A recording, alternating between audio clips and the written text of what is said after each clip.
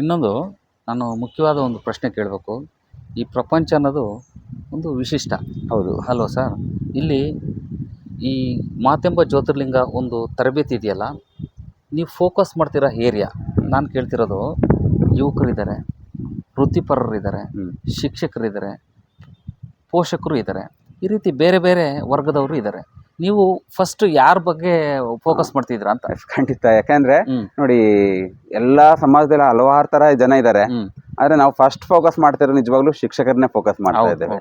ಯಾಕೆಂದ್ರೆ ಶಿಕ್ಷಕರಿಗೆ ತುಂಬಾ ಜನ ಸಿಗ್ತಾರೆ, ಮಕ್ಕಳು ಸಿಗ್ತವೆ ಸರ್. ಹೌದು. ಭವ್ಯ ದೇಶವನ್ನ ಕಟ್ಟುವಂತ ಮಕ್ಕಳು ಸಿಗ್ತಾರೆ. ಅಷ್ಟು ಜನರ ಮುಂದಿನ ಸಮಾಜದ ನಾಡಿನ ಪ್ರಜೆಗಳಾಗ್ತಾರೆ. ಅಂತವರನ್ನ ಬದಲಾವಣೆ ಮಾಡ್ಬೇಕಂದ್ರೆ ಶಿಕ್ಷಕನಿಂದ ಮಾತ್ರ ಸಾಧ್ಯ. ಹಾಗಾಗಿ ನಾವು ಶಿಕ್ಷಕರನ್ನೇ ಬದಲಾಯಿಸ್ಬಿಟ್ರೆ ಅವ್ರ ಮೂಲಕ ಮಕ್ಕಳು ಬದಲಾವಣೆ ಆಗ್ತಾರೆ ಅಂತ. ಅದರ ನಂತರ ನಾವು ಮುಂದುವರೆದ ಭಾಗವಾಗಿ ಯುವಕರನ್ನಾಗಿರ್ಬೋದು, ಮಹಿಳೆಯರಿಗೆ ಆಗಿರ್ಬೋದು, ಹಾಗೆ ಇತರೆ ಇಲಾಖೆಯಲ್ಲಿರುವಂತ ನೌಕರಿಗೆ ಆಗಿರ್ಬೋದು, ಈ ತರದ ಯೋಜನೆಗಳು ಕೂಡ ಮುಂದಿನ ದಿನಗಳಲ್ಲಿ ಇದಾವೆ. ಆದ್ರೆ ನಾವು ಮೊದಲ ಆರಂಭದಲ್ಲಿ ಒಂದು ಸ್ವಾಸ್ಥ್ಯವಾದ ಒಂದು ತಂಡವನ್ನು ಕಟ್ಕೊಬೇಕು ಅಂತ. ಮಾತೆಂಬುದು ಜ್ಯೋತಿರ್ಲಿಂಗದಲ್ಲಿ ಒಂದು ತಂಡವನ್ನ ಕಟ್ಕೊಂಡು ಆ ತಂಡದ ಮೂಲಕ ಇಡೀ ರಾಜ್ಯದ ಎಲ್ಲಾ ಜಿಲ್ಲೆಗಳಲ್ಲೂ ಕೂಡ ನಮ್ಮ ತಂಡ ಮಾತೆಂಬುದು ಜ್ಯೋತಿರ್ಲಿಂಗದ ಸದಸ್ಯರಿರ್ಬೇಕು. ರಾಜ್ಯದ ಎಲ್ಲಾ ಭಾಗಗಳಲ್ಲೂ ಕೂಡ ಈ ಜ್ಯೋತಿರ್ಲಿಂಗದ ಮೂಲಕ ಈ ಸಮಾಜವನ್ನು ಮುಟ್ಟಬೇಕು, ಬೇರೆ ಸ್ತರದ ಜನಗಳನ್ನು ಕೂಡ ಮುಟ್ಟಬೇಕು ಅನ್ನುವಂಥ ಚಿಂತನೆಗಳ ಮುಂದಿನ ದಿನಗಳಲ್ಲಿ ಇದಾವೆ. ಅದಕ್ಕೆ ನಾವು ಮೊದಲು ಫೋಕಸ್ ಮಾಡಿರೋದು ಶಿಕ್ಷಕರನ್ನೇ. Okay sir. ನಾನು ಕೂಡ ಮಾತೆಂಬ ಜ್ಯೋತಿರ್ಲಿಂಗದ 5ನೇ ಬ್ಯಾಚಿನ ಕಲಿಕಾರ್ಥಿ. ನೀವು ಮುಖ್ಯ ಕೋಚ್ ಆಗಿ ಅಥವಾ ತರಬೇತುದಾರರಾಗಿ ಟ್ರೈನಿಂಗನ್ನು ಕೊಟ್ರಿ. ಸುಮಾರು 45ರಿಂದ 50 ದಿವಸ ಟ್ರೈನಿಂಗನ್ನು ನಾವು ಆನ್ಲೈನ್ ಮೋಡಲ್ಲಿ ನಾವು ಭಾಗವಹಿಸಿದ್ದೆ ಸರ್. ಈ ಟ್ರೈನಿಂಗಲ್ಲಿ ನಾನು ಒಂದಷ್ಟು ಕಲಿಕೆಯಲ್ಲಿ ನಾನು JCಯಲ್ಲಿ ಇದ್ದೆ, ಆದರೂ ಕೂಡ ನಾನು ಕಲಿಯಲೇಬೇಕು ಅಂತ ಇಲ್ಲಿ ಬಂದೆ. ನಿಮಗೆ ನನ್ನ ಬಗ್ಗೆ ಏನಿಸ್ತು?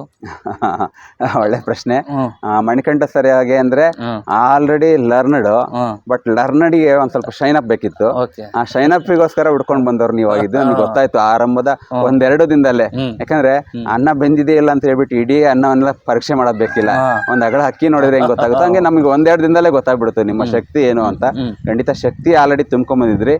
ಇರುವಂತ ಶಕ್ತಿಯನ್ನ ಇನ್ನಷ್ಟು ಒಳಗಿನಿಂದ ಹೊರಗೆ ಬರಬೇಕು ಅನ್ನೋಂಥ ಪ್ರಯತ್ನವನ್ನು ನಾವು ಕೂಡ ನಿಮ್ಗೆ ಪ್ರೇರಣೆಯನ್ನ ಕೊಡ್ತಾ ಬಂದ್ವಿ. ಒಳ್ಳೆಯ ಚಿಂತನೆಗಳು ನಿಮಗೂ ಕೂಡ ಇದಾವೆ, ಒಳ್ಳೆಯ ಚಿಂತನೆ ಇದೆ. ನೀವು ಕೂಡ ತರಬೇತಿ ಕ್ಷೇತ್ರದಲ್ಲಿ ಆಸಕ್ತಿ ಇರುವಂತವ್ರು, ಒಳ್ಳೆ ನಿರೂಪಕರು ಕೂಡ ಇದೆ ಅಂತ ನಾವು ಮುಂಚಿಂದಲೂ ಕೂಡ ನೀವು ಹೇಳ್ತಾ ಬಂದಿದ್ವಿ.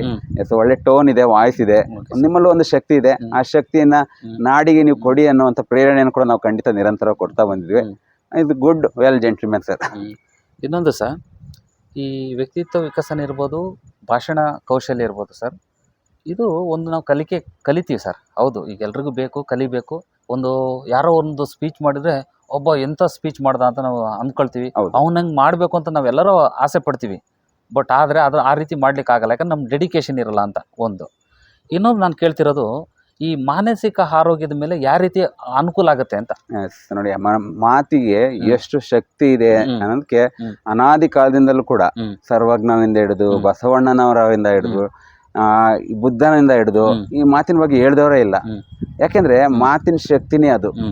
ಮಾತು ಎಂತವರ ಮನಸ್ಸನ್ನು ಕೂಡ ಅಳಿಸುತ್ತೆ, ಎಂತವರ ಮನಸ್ಸನ್ನು ಕೂಡ ಕೆರಳಿಸುತ್ತೆ. ಅಂದ್ರೆ ನಾವು ಒಳ್ಳೆಯ ಮಾತಿಂದ ಒಳ್ಳೆತನವನ್ನ ಕಾಣ್ಬೋದು, ಕೆಟ್ಟ ಮಾತಿಂದ ಕೆಟ್ಟದ್ದು ಕೂಡ ಮಾಡ್ಬೋದು. ಹಾಗಾಗಿ ಒಳ್ಳೆ ಮಾತು ಬರ್ಬೇಕಂದ್ರೆ ಒಳ್ಳೆ ಮನಸ್ಸಿನ ಸ್ಥಿತಿ ಇರಬೇಕು, ಮಾನಸಿಕ ಸ್ಥಿತಿ ಇರಬೇಕು. ಅಂದ್ರೆ ನಮ್ಮ ಮಾತೆ ಈ ಮನುಷ್ಯ ಹೇಗೆ, ಇದು ಒಂದು ವ್ಯಕ್ತಿತ್ವದ ಒಂದು ಭಾಗ. ಫಸ್ಟ್ ಒಂದು ಡ್ರೆಸ್ ಸೆನ್ಸ್ ನೋಡ್ಬೋದು, ದೆನ್ ಅವನ ವರ್ತನೆ ನೋಡ್ಬೋದು ಮನುಷ್ಯನ. ಆ ನಂತರ ಅವ್ನು ಮಾತಾಡೋ ರೀತಿ ನೋಡ್ಬಿಟ್ಟೆ ಅವ್ನ ಪರ್ಸನಾಲಿಟಿ ಹಿಂಗೆಪ್ಪ, ವ್ಯಕ್ತಿತ್ವ ಹಿಂಗೆ ಅಂತ ತೀರ್ಮಾನ ತಗೊಂಡ್ಬಿಡ್ತಾರೆ. ಹಾಗಾಗಿ ಈ ಮಾತು ಅನ್ನೋದು ಒಂದು ಶಕ್ತಿ. ಇದು ಅವನ ಮಾನಸಿಕ ಸ್ಥಿತಿಯ ಒಂದು ಪ್ರತಿಬಿಂಬ ಆಗಿ ಮಾತು ಹೊರ ಬರುತ್ತೆ. ಅಂದ್ರೆ ಒಳಗಿನ ಮನಸ್ಸಿನ ಮಾತುಗಳೇ ಹೊರ ಬರ್ಲಿಕ್ಕೆ ಸಾಧ್ಯ. ತನ್ನಲ್ಲಿ ಏನಿದೆಯೋ ಅದೇ ಹೊರಗೆ ಬರೋಕ್ ಸಾಧ್ಯ, ಇಲ್ದಿರೋದು ಯಾವುದು ಬರೋಕ್ ಸಾಧ್ಯ ಇಲ್ಲ. ಹಾಗಾಗಿ ಮಾನಸಿಕ ಸ್ಥಿತಿಗೆ ಮಾತು ಅನ್ನೋಂಥದ್ದು ಪ್ರತಿಬಿಂಬ ಆಗಿರೋದ್ರಿಂದ ತುಂಬಾ ಇಂಪಾರ್ಟೆನ್ಸ್ ಇದೆ ಇದಕ್ಕೆ. ಸರ್, ಒಂದು ಸಣ್ಣ ಆಟ ಆಡೋಣ. ಓಕೆ, ಒಂದೊಂದೇ ವರ್ಡಲ್ಲಿ ಹೇಳ್ಬೇಕು ಸರ್. Right sir. ನಮ್ಮ ಅಂತಾರಾಷ್ಟ್ರೀಯ ತರಬೇತುದಾರರು ಚೇತನ್ ರಾಮ್, ಒಂದು ವರ್ಡಲ್ಲಿ ಹೇಳ್ಬೇಕು ಸರ್. ಶಕ್ತಿ. ನಮ್ಮ P. ಮಹೇಶ್, ಸ್ಪಾರ್ಕ್ ಅಕಾಡೆಮಿಯ ಸಂಯೋಜಕರು, ರಾಜ್ಯ ನಾಯಕ. ಸಂದೀಪ್ ವಿಜಯನ್ ಅವರು ಮೋಟಿವೇಟರ್. ನಾಗರಾಜ್ ಬೀಜಿಗ್ನಳ್ಳಿ, ಕತೆ, ಮಾತು, ವೇಗ. ನಮ್ಮ ವೇಣು ಸರ್, ಸಿಂಪ್ಲಿಸಿಟಿ. ನಮ್ಮ ಸತ್ಯವತಿ ಬಸವರಾಜ್, ಸತ್ಯದ ಮಾತು. ಜಯಂತಿ ಮೇಡಮ್, ಅವರು ನಗುವಿನ ಮಾತು, ನಗು. ಈಗ ನಮ್ಮ ನುಡಿ ಗೋಪುರ ಮತ್ತು ಈ ಕಾರ್ಯಕ್ರಮಗಳ ಕಥೆಗಳನ್ನು ನಿರೂಪಣೆ ಮಾಡ್ಕೊಂಡು ಹೋಗ್ತಾರಲ್ಲ ಮೇಡಮ್ ಅವ್ರ ಹೆಸರು ಮರ್ತಾಯ್ತು. ರಾಜೇಶ್ವರಿ ಮೇಡಮ್. ಎಸ್, ಅವರು ಸುಂದರ್. Okay sir. ಈಗ ನೆಕ್ಸ್ಟ್ ಕ್ವಶನ್ಗೆ ಬರ್ತೀವಿ. ನಾಯಕ ಅಂದರೆ ಯಾರು? ನಾಯಕ ಅಂತಂದ್ರೆ ಸಮಾಜದಲ್ಲಿ ಶೋಷಿತರಾಗಿರ್ಬೋದು, ದುಃಖಿತರಿರ್ಬೋದು, ಅಸಹಾಯಕರಾಗಿರ್ಬೋದು, ನೋವಿನಲ್ಲಿರೋದು ಎಂಥವರೇ ಇರಲಿ ಎಲ್ಲರನ್ನು ಒಗ್ಗೂಡಿಸಿ ಎಲ್ಲರನ್ನು ಜೊತೆ ಕರ್ಕೊಂಡು ಹೋಗೋನೇ ನಿಜವಾದ ನಾಯಕ. ಅದರ ಗುಣಗಳೇನು ಅಂತ? ಅವನ ಗುಣಗಳು ಅಂದ್ರೆ ಸಾಕಷ್ಟು ಇರುತ್ತೆ ಸರ್. ನಾಯಕನ ಗುಣಗಳು ಅಂದ್ರೆ ಅವನಾಡುವಂಥ ಮಾತಿರ್ಬೋದು, ಅವನ ಪರ್ಸನಾಲಿಟಿ ಆಗಿರ್ಬೋದು, ಅವನ ಜನರೊಂದಿಗೆ ಮಾಡ್ಕೊಳ್ಳುವಂಥ ಹೊಂದಾಣಿಕೆ ಆಗಿರ್ಬೋದು, ಹಾಗೆ ಅವರಲ್ಲಿರುವಂಥ ಸಿಂಪತಿ ಆಗಿರ್ಬೋದು, ಸಿಂಪತಿಗಿಂತ ಹೆಚ್ಚು ಎಂಪತಿ ಆಗಿರ್ಬೋದು, ಹೀಗೆ ಹಲವಾರು ಲೀಸ್ಟ್ ಮಾಡ್ತಾ ಹೋಗ್ಬೋದು. ತುಂಬಾ ನಾಯಕತ್ವದ ಗುಣಗಳಿದಾವೆ. ಆದ್ರೆ ನಾಯಕ ಹೇಗೆ ಅಂದ್ರೆ ಅವನೊಂದು ಆಕರ್ಷಣೀಯ ಕೇಂದ್ರ.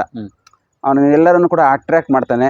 ಅವನ ಬಾಡಿ ಲ್ಯಾಂಗ್ವೇಜ್ ತುಂಬಾ ಚೆನ್ನಾಗಿರುತ್ತೆ, ಅವನ ಫೇಶಿಯಲ್ ಎಕ್ಸ್ಪ್ರೆಷನ್ ತುಂಬಾ ಚೆನ್ನಾಗಿರುತ್ತೆ, ಅವನ ಆಡುವಂತ ಮಾತುಗಳು ಎಲ್ಲರನ್ನು ಬರಸೆಳೆಯುವಂತ ಶಕ್ತಿಯನ್ನ ಹೊಂದಿರುತ್ತೆ. ಒಟ್ಟಾರೆ ಒಂದು ತಾಕತ್ತು ಸರ್, ಶಕ್ತಿ ಅಂತ ಹೇಳ್ಬೋದು ನಾಯಕನನ್ನು. ಸರ್ ನೆಕ್ಸ್ಟ್ ಕ್ವಶನ್ಗೆ ಹೋಗೋಣ. ಈ ಸ್ಪಾರ್ಕ್ ಅಕಾಡೆಮಿ ಜೊತೆಗೆ ನಿಮ್ಮ ಸಂಪರ್ಕ ಹೇಗಿದೆ ಅಂತ? ಸ್ಪಾರ್ಕ್ ಅಕಾಡೆಮಿ ನಮಗೆ ಕಳೆದ 2 ವರ್ಷಗಳಿಂದ ಕೂಡ ಹಲವಾರು ಅವಕಾಶಗಳನ್ನ ಕೊಟ್ಬಿಟ್ಟು ನಮ್ಮ ಬಿಡುವಿನ ಸಮಯದಲ್ಲಿ, ರಜಾ ಅವಧಿಯಲ್ಲಿ, ಸಂಜೆಯ ಫ್ರೀ ಟೈಮಲ್ಲಿ ತರಬೇತಿಗಳನ್ನು ಆಯೋಜನೆ ಮಾಡ್ಕೊಳ್ಳಿಕ್ಕೆ ನಿರಂತರ ಅವಕಾಶಗಳನ್ನ ಕೊಡ್ತಾ ಬಂತು. ಸ್ಪಾರ್ಕ್ ಅಕಾಡೆಮಿ ಅನ್ನುವಂಥದ್ದು ಒಂದು ಅದ್ಭುತವಾದಂಥ ಪರಿಕಲ್ಪನೆ ಹೊಂದಿರುವಂಥದ್ದು. ಇದು ಅಕಾಡೆಮಿ ಒಂದು ಶೈಕ್ಷಣಿಕವಾಗಿ ಸಮಾಜದಲ್ಲಿರುವಂಥ ಮಕ್ಕಳೇ ಆಗಿರ್ಬೋದು, ಹಿರಿಯರೇ ಆಗಿರ್ಬೋದು, ಶಿಕ್ಷಕರೇ ಆಗಿರ್ಬೋದು, ಎಲ್ಲ ವರ್ಗದವರಿಗೂ ಕೂಡ ಉತ್ತಮವಾಗಿರುವಂಥ ಒಂದು ಕ್ವಾಲಿಟಿ ಗುಣಮಟ್ಟದ ಶಿಕ್ಷಣವನ್ನು ಕೊಡಬೇಕು ಅಂತ ಹೇಳ್ಬಿಟ್ಟು ಅವ್ರಿಗೆ ಒಂದು ಭಾಷಣ ಕೌಶಲ್ಯ ಆಗಿರ್ಬೋದು, ಸ್ಪೋಕನ್ ಇಂಗ್ಲಿಷ್ ಆಗಿರ್ಬೋದು, ವೇದಿಕ್ ಮ್ಯಾಥ್ಸ್ ಆಗಿರ್ಬೋದು, ಹಾಗೆ ಈ ಥರ ಹಲವಾರು ತರಬೇತಿಗಳನ್ನು ಆನ್ಲೈನ್ ಮಾಡಲ್ಲೇ ತಮ್ಮ ಮನೆಗಳಲ್ಲೇ ಕಲೀಲಿಕ್ಕೆ ಹಲವಾರು ಅವಕಾಶಗಳನ್ನು ಕೊಟ್ಟಿರುವಂಥದ್ದು ಸ್ಪಾರ್ಕ್ ಅಕಾಡೆಮಿ ಸರ್. ಇನ್ನೊಂದು ಕ್ವಶನು, ಈ ಸ್ಪಾರ್ಕ್ ಅಕಾಡೆಮಿ ಅಂದರೆ ಏನು, ಅದು ಯಾವ ರೀತಿ ಕೆಲಸ ಮಾಡ್ತಿದೆ ಅಂತ? ಇದೊಂದು ಶೈಕ್ಷಣಿಕ ಸಂಸ್ಥೆ ಸ್ಪಾರ್ಕ್ ಅಕಾಡೆಮಿ ಅನ್ನೋಂಥದ್ದು.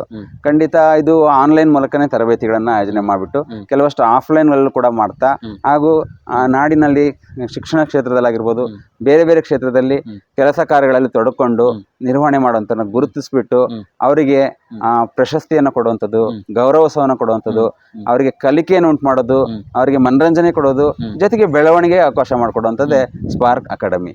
ಅದಕ್ಕೆ ಇದನ್ನ ಹೇಳ್ತೀವಿ ಲರ್ನ್, ಫನ್, ಗ್ರೋ ಅನ್ನುವಂಥದ್ದೇ ಇದರ ಒಂದು ಲೋಗೋ ಸರ್.